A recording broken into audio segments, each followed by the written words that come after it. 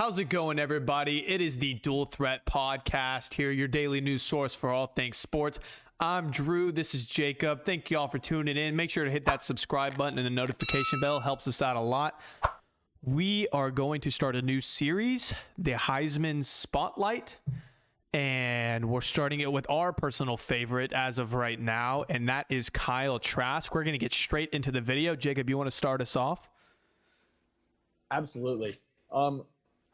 We're just going to be breaking down kind of his game and his stats and why we personally think he's the Heisman.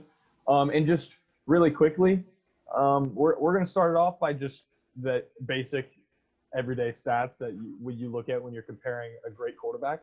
Kyle Trask, second in the nation in passing yards, 3,243, about 100 behind UCF's quarterback, Dylan Gabriel.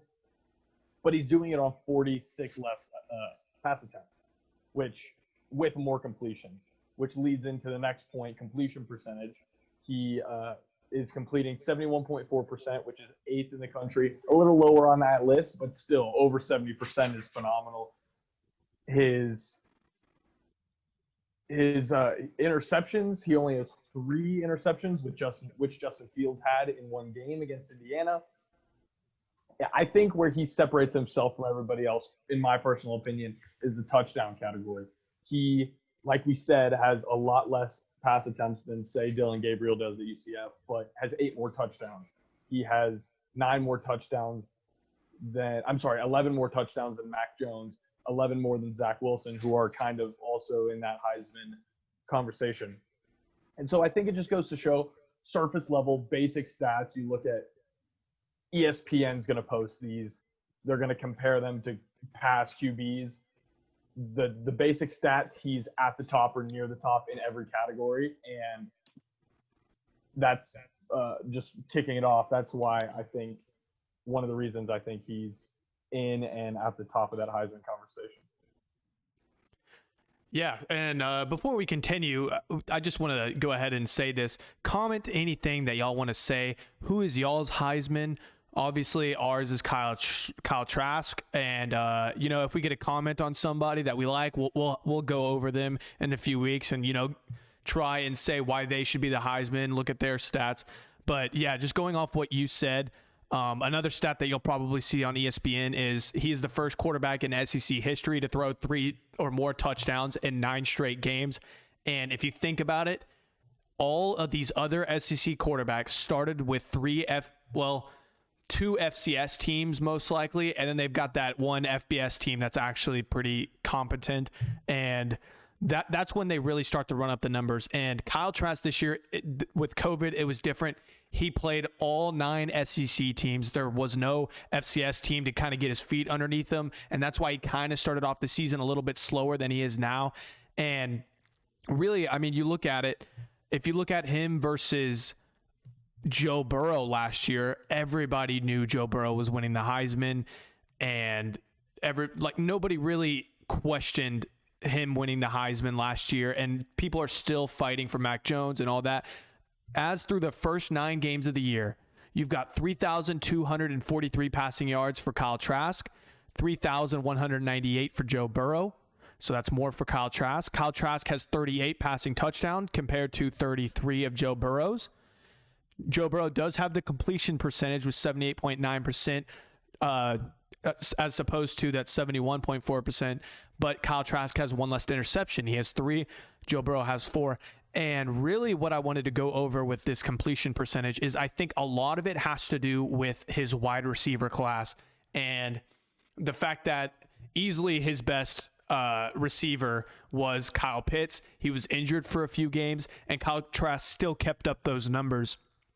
And if you look at the kind of people that Joe Burrow had, like Jefferson and all those elite wide receivers that all had over 1,000 yards, I think if you give Kyle Trask those people, those kinds of elite wide receivers, he does better. You look at it, Tony is a pretty good wide receiver, and he's got those kind of numbers as well.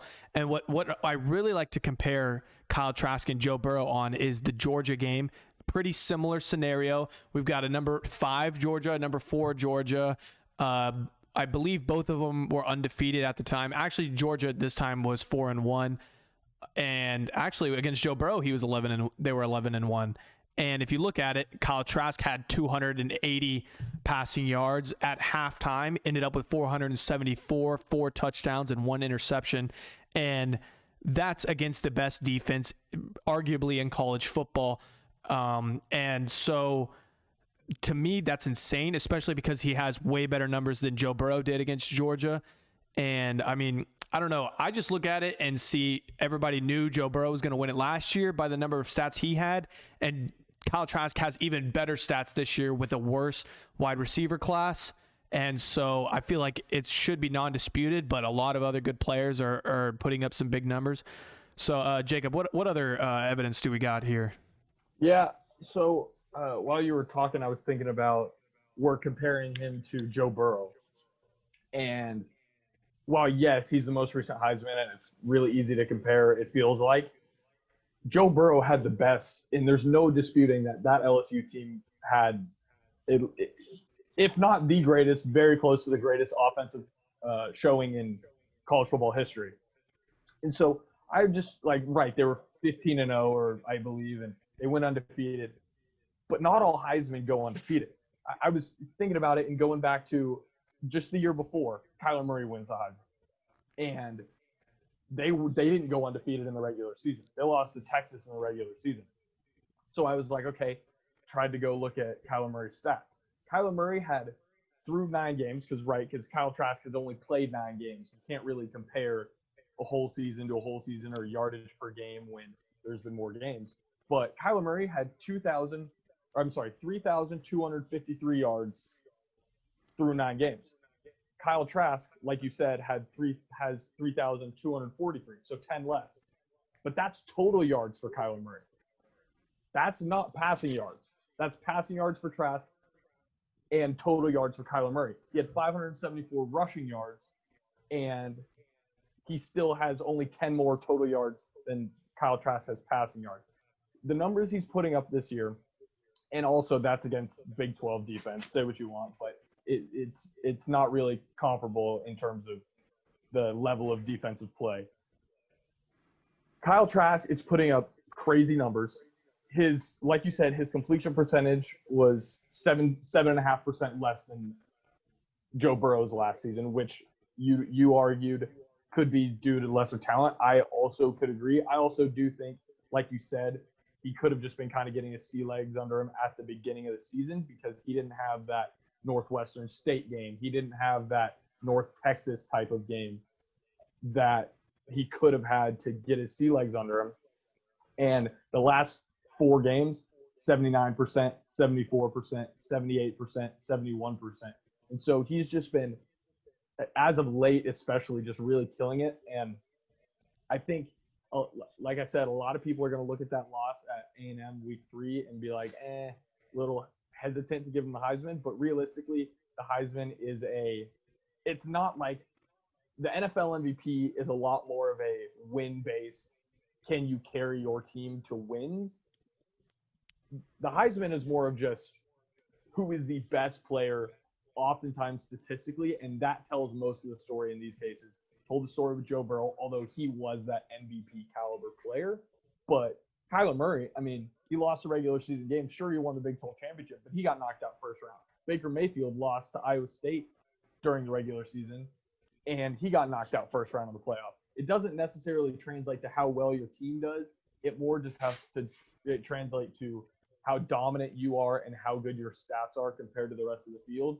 And being second in yards, first in touchdowns by a decent margin, one of the top, at least compared to the people who have played similar amounts of games as you, the top in interceptions, while doing it with a decent amount less pass attempts than a lot of these other contenders for the Heisman. I think that really separates him from the rest of them. Yeah, I agree. I think really what Kyle Trask struggles on is that rushing. I mean, he has 39 attempts for 78 yards. 10 of those attempts are sacks. But, yeah, that's just going off of your argument about the total yards versus only Kyle Trask passing yards. Passing is obviously the name of Kyle Trask's game. And, I mean, even if you look at it, you talk about how good players, Heisman winners, are going to lose games. And Kyle Trask still put up 330 passing yards, 4 touchdowns in that game. And I'm going to tell you right now, Kyle Trask did not lose that game. I mean, there was the fumble at the end of the game that was forced by A&M. We've talked about how A&M is a good team on this show, so that's not really a bad loss for a Heisman contender to lose. And obviously, he didn't lose that game. It was definitely the defense. He scored 38 points. Just A&M happened to score 41. So, I mean, if you look at it this year, his numbers have been insane. The least amount of passing yards he's had are 256 against Kentucky, which Kentucky likes to keep the ball out of the offensive players' hands. I think they had 9 possessions that game, maybe. I think it was a total of 9 possessions, and they scored on 6 of them, and he threw 3 touchdowns. And, I mean, I don't know. That's the least amount of yards. That's the least amount of touchdowns as well with 3. And he's still putting up 250 yards a game or more, and that's just crazy. And also, you have to think of the fact we're comparing it to Joe Burrow and all these numbers. You could say Joe Burrow gets taken out of the game early. Mac Jones gets taken out of the game early. That's why his stats are a little bit bumped. But if you think about it, Kyle Trask has a Wildcat quarterback, or Florida does, on their team. He's ran for 6 touchdowns, I believe, and he's had, I think it was 15 passing attempts and 19 rushing attempts. So that's almost 40 plays that Kyle Trask is not on the field for. And argue all you want, but I mean, 40 plays is a lot of room for Kyle Trask to make some big-time plays. And so, I mean, if you watch these games, sometimes the wide receivers are having these really good catches, but most of the time, and you'll see this on House of Highlights or just Top 10, it's the throws that Kyle Trask puts these spots in, and that's what's crazy to me. And I'd love to see his adjusted completion percentage. I haven't found it anywhere, not on ESPN, not anywhere else, but the amount of stats that this man has that's over Joe Burrow at this point is insane. And Joe Burrow was pretty much anonymous last year as the Heisman, and I don't see how Kyle Trask couldn't be this year just because of the numbers he's putting up. And I think a lot of people are going to say that the SEC championship is going to win or lose the Heisman for either player. And I don't really necessarily agree with that, just because Kyle Trask could easily throw for 500 yards this game, and they could still lose the game. And my thing about Max Jones is he's probably not going to have those 500 passing yards just because Alabama has a better run game that they're going to utilize. Florida doesn't. That's what helps Kyle Trask's stats this year. And so that's why I think this game is not really going to depend on who wins. I think it's going to depend on who has the better stats. And just because of Najee Harris, another Heisman candidate for this year, I think Kyle Trask is going to have the better numbers. Yeah, I completely agree. And looking at a lot of things, I mean, it's easy to compare to past seasons, but just looking at what exactly Kyle Trask has been doing this season, he's doing all this while only taking 10 sacks. And you can say, yeah, okay, they have a good O-line. Their O-line is nothing special.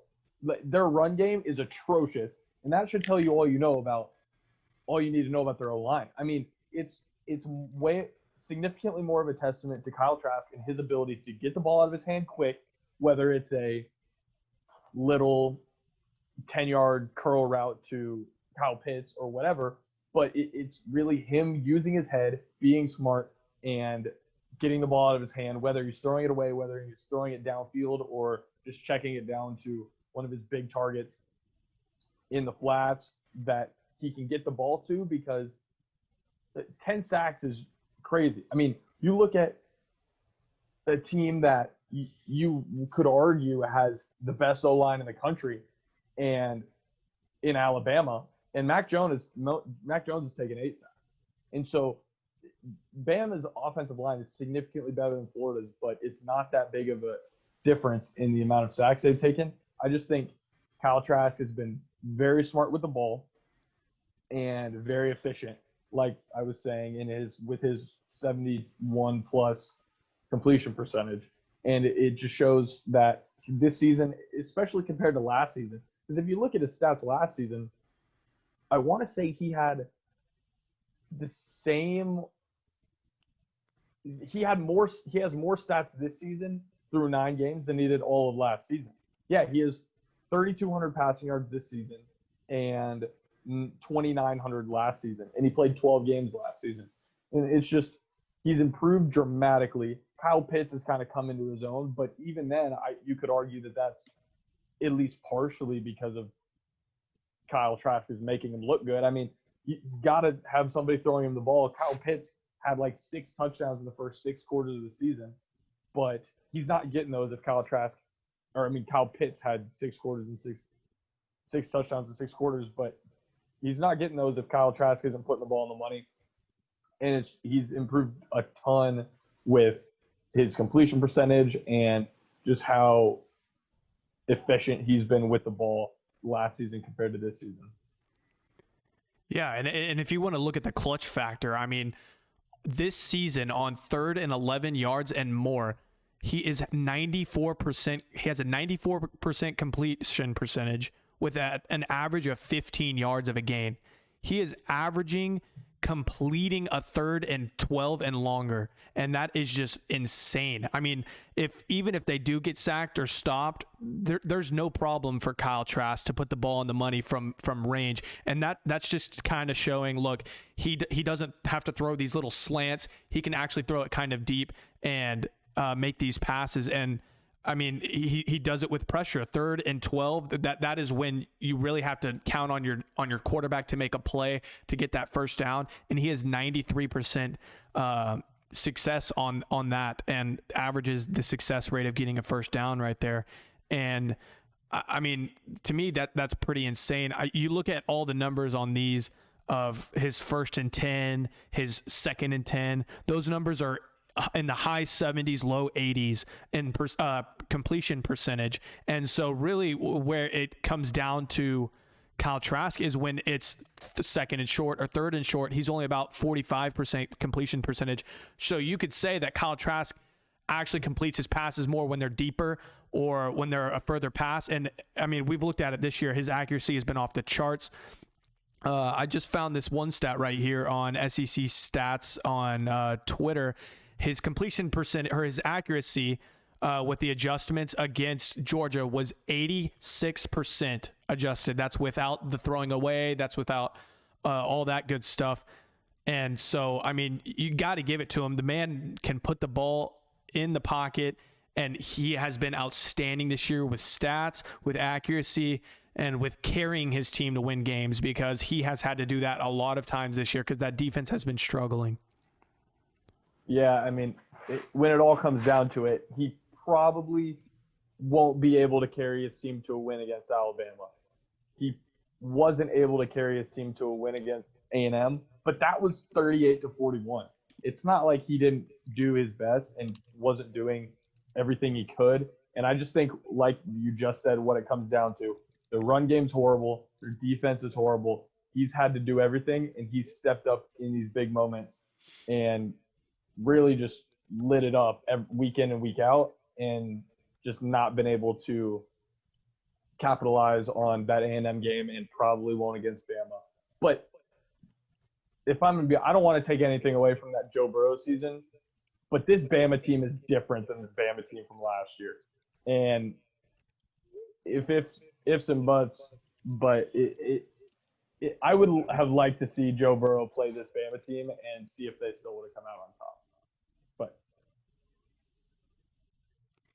And yeah, so that's going to wrap up our show. Again, comment any different opinions you have or any crazy stats from other Heisman candidates, or what Heisman candidate you want us to talk about. Make sure to hit that subscribe button and the notification bell again. Helps us out a lot. And yeah, follow us on Twitter as well, @DualThreat. I'm not sure if we're going to be able to get a Friday Night Lines video out this week just because of traveling due to the Christmas break. But if we don't, our lines will be on Twitter. If we do, you'll find them here. But just make sure and follow us on Twitter just in case we can't get it out. And yeah, I think that's going to wrap up our video. Thank you all for tuning in, and have a great day.